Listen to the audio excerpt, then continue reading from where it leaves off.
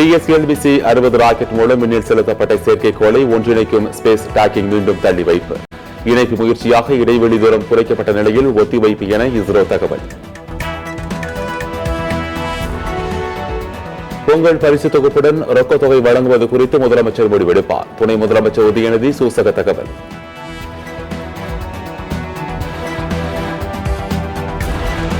சட்டப்பேரவையில் நாளை ஆளுநர் உரைக்கு நன்றி தெரிவித்து தீர்மானம். அரசின் உரையை படிக்காமல் ஆளுநர் சென்றதற்கு வருத்தம் தெரிவித்து பதிவு.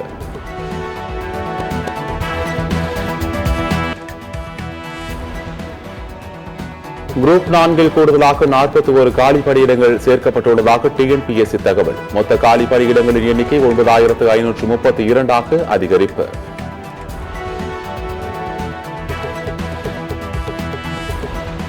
சாலை விபத்தில் பாதிக்கப்பட்டவர்களுக்கு நாடு முழுவதும் கட்டணமில்லா சிகிச்சை. ஒருவருக்கு அதிகபட்சமாக 1.5 லட்சம் ரூபாய் வரை பணமில்லா சிகிச்சை என மத்திய அமைச்சர் நிதின் கட்கரி தகவல்.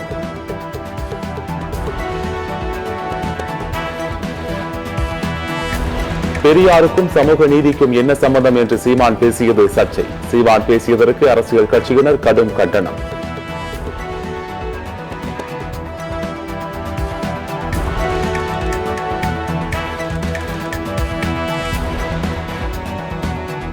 துணைவேந்தர் நியமனத்தில் UGC விதிகளில் திருத்தம் செய்வதற்கு மார்க்சிஸ்ட் கம்யூனிஸ்ட் கட்சி கண்டனம்.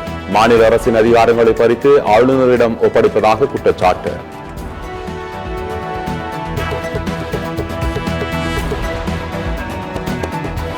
வெள்ளத்தில் கலப்படம் செய்ய வைத்திருந்த 15,000 கிலோ சர்க்கரை பறிமுதல். 3,320 கிலோ செயற்கை நிறமூட்டிகள் பறிமுதல். 22 ஆலைகளுக்கு அதிகாரிகள் நோட்டீஸ்.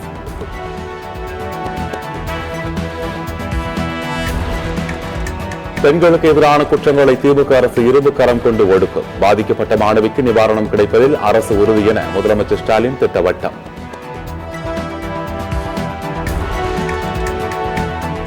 தமிழகத்தில் HMPV வைரஸ் பாதிப்பு குறித்து மக்கள் அச்சமடைய தேவையில்லை. சட்டப்பேரவையில் சுகாதாரத்துறை அமைச்சர் மா சுப்பிரமணியன் விளக்கம்.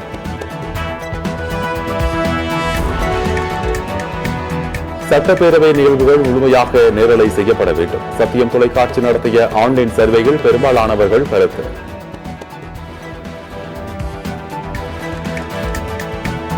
ஜம்மு காஷ்மீரில் சீனாப் நதியின் குறுக்கே உலகின் மிக உயரமான ரயில்வே பாலத்தில் சோதனை ஓட்டம் முடிந்தது. கத்ரா ரியாசி இடையே பாலத்தில் ரயில் செல்லும் வியக்க வைக்கும் காட்சி.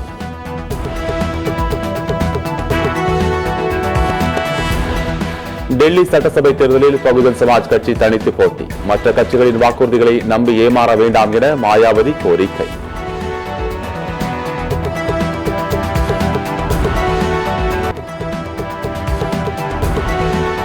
ஜனவரி 17, 18 ஆகிய தேதிகளில் வானில் 4 கோள்கள் ஒரே நேர்கோட்டில் தென்படும். நாசா விண்வெளி மையம் தகவல்.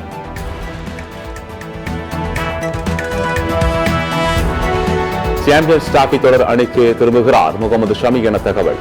அடுத்த மாதம் 19ஆம் தேதி தொடங்கி மார்ச் 9ஆம் தேதி சாம்பியன்ஸ் டிராபி கிரிக்கெட் தொடர் முடிகிறது.